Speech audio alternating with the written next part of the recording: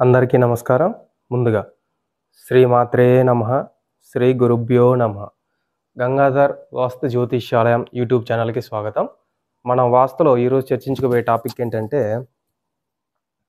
తూర్పు సింహద్వారం గల ఇంటికి ద్వార స్థాపన ఎక్కడ చేయాలి, ఏ ప్లేస్లో చేస్తే ఎలాంటి ఫలితం ఇస్తుంది చూద్దాం. అంటే మనం గృహ నిర్మాణానికి ఒక ప్లేస్ తీసుకున్నప్పుడు, మనం ఏకాశితి పథంలో 9/9 గ్రిడ్ వేసుకున్నప్పుడు గ్రిడ్ ఇలా వస్తుంది. ఇలా వచ్చినప్పుడు ఇది తూర్పు అనుకోండి, తూర్పు, ఇటు పడమర, అంటే ఇటు ప్లేస్ లేక గ్రిడ్లో వేసా. ఇది దక్షిణం, అంటే ఇటు కూడా ప్లేస్ లేక గ్రిడ్లో వేసాను అనమాట. ఇది ఉత్తరం దిశ. ఈ స్థలానికి ఇవి దిశలు అన్నమాట. ఇవి తూర్పు, ఇది పడమర, ఇది ఉత్తరం, ఇది దక్షిణం. అయితే మనం దీంట్లో ఇది తూర్పు ఫేసింగ్ అనుకోండి. ఇప్పుడు మనకి తూర్పు ఫేసింగ్ ఇల్లు ఇది, ఈ వైపు రోడ్డు ఉంది. ఇప్పుడు ఈ వైపు రోడ్డు ఈ వైపు ఉన్నప్పుడు మనం ఈ తూర్పు ఫేసింగ్ గల ఇంటికి సింహద్వారం ఏ ప్లేస్లో పెట్టుకోవాలి, ఏ ప్లేస్లో పెట్టుకుంటే ఎలాంటి ఫలితం ఇస్తుంది చూద్దామండి. ఇది మన 9/9 గ్రిడ్ వేసుకున్నప్పుడు ఇవి వాస్తు పదాలు అనమాట. ఇటు ఎటు చూసినా 9 ఉంటాయి అనమాట. 9 × 9 81, 9/9 గ్రిడ్ అనమాట. 1 2 3 4 5 6 7 8 9. అట్లా ఇటు చూసుకున్నా కూడా 9 ఉంటాయి. 1 2 3 4 5 6 7 8 9 అనమాట. 9/9 గ్రిడ్ అనమాట. ఇది ఈ గ్రిడ్ వేసుకున్నప్పుడు జనరల్గా మనం వాస్తు శాస్త్రంగా ద్వారం ఎక్కడ పెట్టాలి అంటే ఈ 3, ఈ 4, ఈ 2 ప్లేస్లలో పెట్టుకోవచ్చు. చూడండి, ఇప్పుడు మనకి ఇప్పుడు ఈ 1వ ప్లేస్లో పెట్టుకుంటే ఏమో గృహ యజమానికి నాశనం, అగ్ని భయం. 2వ ప్లేస్లో పెట్టుకుంటేనే ధననాశం, స్త్రీ లాభం. స్త్రీ లాభము అంటే అతనికి పుత్రికలు, ఎక్కువ మంది పుత్రికలు పుడతారు అని అర్థం. స్త్రీ లాభము అంటే ఇంకోలా అనుకోవద్దండి. నెక్స్ట్ విజయం, ధన ప్రాప్తి. కాబట్టి ఈ 3వ ప్లేసు ఓకే, 3వ ప్లేస్ ఓకే. అలాగే 4వ ప్లేస్ చూడండి, అధికారం, రాజానుగ్రహం. కాబట్టి 4వ ప్లేస్ కూడా ఓకే. 5వ ప్లేసు శత్రుత్వం, పుత్రనాశనం అన్నారు. అయితే 6వ ప్లేస్ ఇస్తే మిత్రభంగం, అసత్యం. స్నేహితులతో బంధం కట్ అవుతుంది. ఇతను అబద్ధాలు ఆడే స్టేజ్కి వెళ్ళిపోతాడంట. అబద్ధాలు ఆడవలసి వస్తుంది, ఆడతాడు. అందుకే ఇక్కడ శత్రుత్వం అంటే అందరితో జగడాలు అవుతూ ఉంటాయి. పుత్రనాశనం, పుత్రులు కూడా పాడైపోతూ ఉంటారు. నెక్స్ట్ 7వ ప్లేస్లో చూసుకోండి, ఇది ఈశాన్యం కదా మనకి. తూర్పు ఫేస్ అనుకోండి, ఇది ఈశాన్యం, ఇది ఆగ్నేయం. 7వ ప్లేస్లో ఇది చూసుకుంటే పతి వియోగం, క్రూరత్వం. అంటే భార్యాభర్తలు ఇద్దరు కూడా ఒకరికొకరికి, ఎవరికొకరికి చిన్న గొడవలు స్టార్ట్ అయ్యి విడిపోయి పతి వియోగం, ఒకరి కోసం ఒకరు పరితపిస్తూ ఉంటారు అనమాట, విడిపోతూ ఉంటారు. పతియోగం అనమాట. అంటే ఇద్దరు చిన్న చిన్న గొడవలకు కూడా ఈగోలకు పోయి, జెంట్స్కో లేకపోతే భార్యకో భర్తకో ఎవరికో కొంచెం క్రూరత్వంగా మాట్లాడడం, అట్లా క్రూరత్వమైన మైండ్ సెట్ రావడం, ఈ కారణాల వల్ల వీళ్ళిద్దరు విడిపోవాల్సి వస్తుంది అనమాట. విడిపోయి పతి వియోగం, ఒకరికొకరు విడిపోయి దూరంగా బతకవలసి వస్తుంది. నెక్స్ట్ 8వ ప్లేస్లో పెట్టుకుంటే చోర భయం, వినాశనం. చోర భయం అంటే దొంగల భయం. నెక్స్ట్ 9వ ప్లేస్ అంటే ఇది అగ్ని, పూర్తి అగ్నిలో ఎవరు డోరు పెట్టరు, అది కన్ఫాము. కాబట్టి ఒకరు పెట్టిన యజమానికి హాని. ఎట్లా అంటే ఇప్పుడు చూడండి, ఇవి ఒకసారి మొత్తం జాగ్రత్తగా గమనించండి.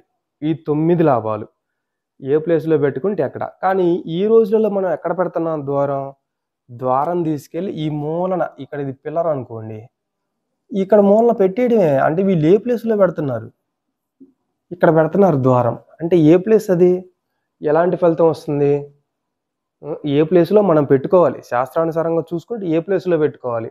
కానీ మనం ఏ ప్లేస్లో పెడుతున్నాం, తీసుకెళ్ళి ఈ మూలన పెడుతున్నాం. ఆ మూలలో ద్వారం పెట్టడం కరెక్ట్ కాదు, అది 100% తప్పు. అలాగే ఇటు ఉత్తరం వైపు చూసుకున్నా కూడా కొంతమంది ఏం చేస్తారు, ఉత్తరం వైపు కూడా ఒక డోర్ పెట్టి ఈ మూలనే పెడతాడు, మళ్ళీ ద్వారం కూడా ఇంకెక్కడా పెట్టాడు అనమాట. ఆయనకి ఎక్కడా పెట్టడానికి ప్లేస్ కూడా లేనట్టు 2 ద్వారాలు తీసుకొచ్చి ఈ మూలనే పెడతాడు. అక్కడేం జరుగుతుంది, 2 ద్వారాలు ఒకసారి ఓపెన్ చేసి చూడండి, ఒక డోర్ కొట్టుకుంటా ఉంటుంది. ఎందుకంటే తీసుకెళ్ళి 2 కార్నర్‌లో పెట్టాడు కదా! సహజంగా చాలామంది ఇళ్లల్లో ఇంతే ఉంటాయి. చూడండి ఢిల్లీ. చాలా వాటికి ఇల్లు నేను చూసా. ఇల్లులు చూడకపోతే ఎలివేషన్స్, డెకరేషన్స్ బీభత్సంగా కడతారు.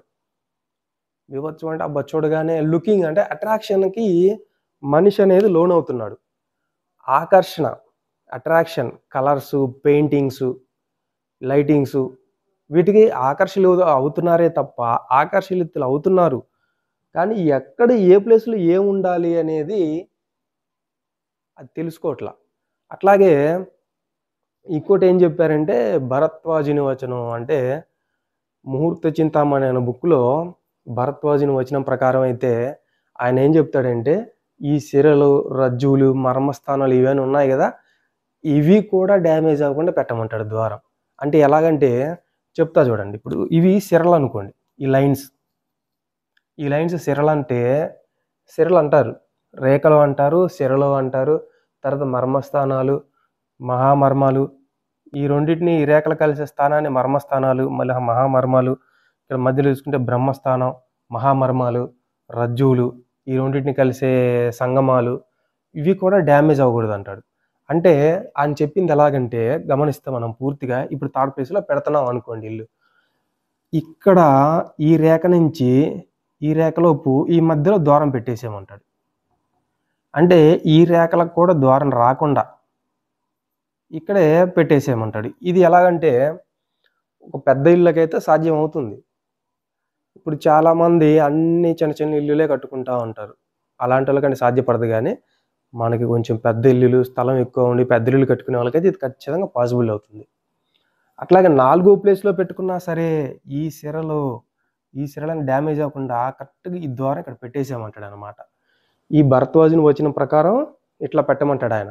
ఇదే స్థానంలో పెట్టమంటాడు. కానీ ఈ సిరలు, మర్మాలు, మహామర్మాలు ఇవి డ్యామేజ్ అవ్వకుండా పెట్టమంటాడు. ద్వారం గూడా ఇవి డ్యామేజ్ అవ్వకుండా పెట్టమంటాడు. అంటే చూడండి వాళ్ళు ఎంత ఆలోచించారో, ఎంత జాగ్రత్తగా. అట్లానే మనం ఈ రోజుల్లో ఎలా పెట్టుకుంటున్నాం? ఒక్క నిమిషం అండి. ఇదొక్కసారి మీరు జాగ్రత్తగా చూసుకుంటే నేనొకసారి క్లీన్ చేసేస్తాను. మనకి ఈ రోజులలో ఎలా పెడుతున్నారంటే, ఇప్పుడు ఇది మన ఇల్లనుకోండి.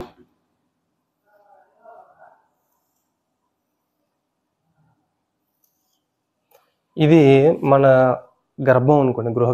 గర్భం. అయితే మళ్ళీ చుట్టూ ప్రహరీ వదిలే వాళ్ళకి ఇదిగోండి చుట్టూ ప్రహరీ ఇలా ఉందనుకోండి.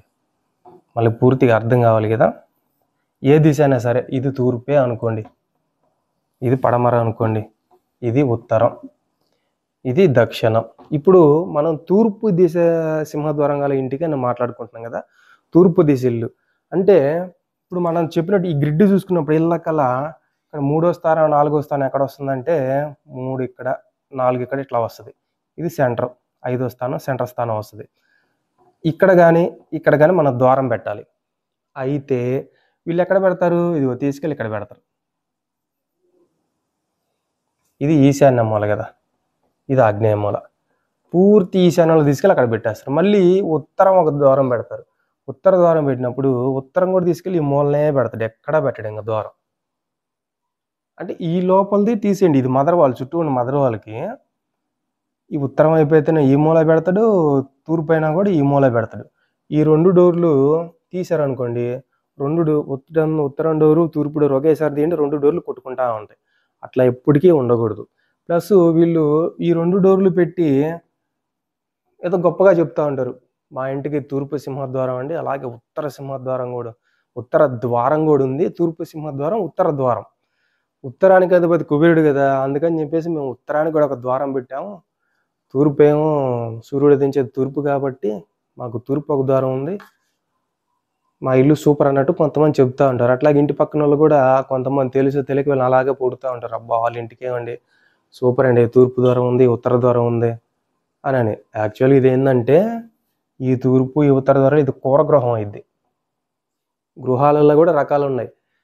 ఈ ఏకాశితి పథం తీసుకున్నప్పుడు ఏకాశితి పథాన్ని గూడా ఏకాశితి పథంలో గూడా ఏకాశితి పథాన్ని ఏకశాల అంటారు. ఈ ఏకశాలలో 104 రకములుగా గృహాన్ని నిర్మించుకోవచ్చు.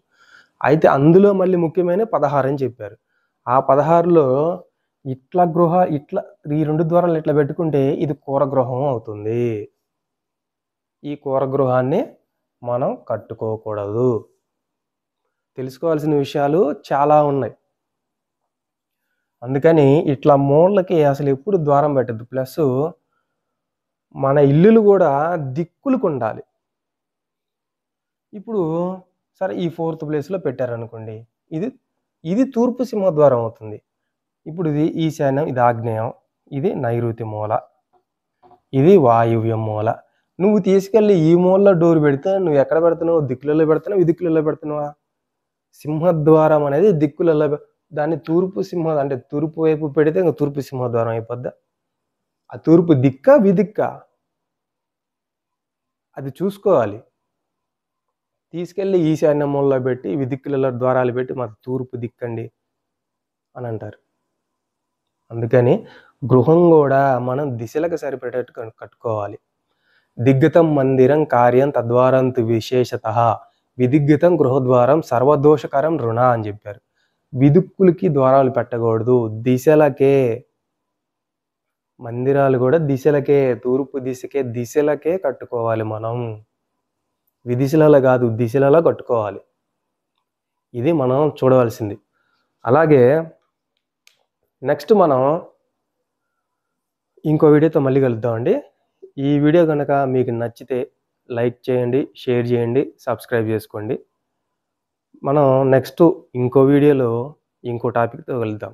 ఇప్పుడు ఎందుకంటే 4 దిక్కులకి ఒకేసారి చెప్పాను అనుకోండి, కన్ఫ్యూజింగ్గా ఉంటుంది.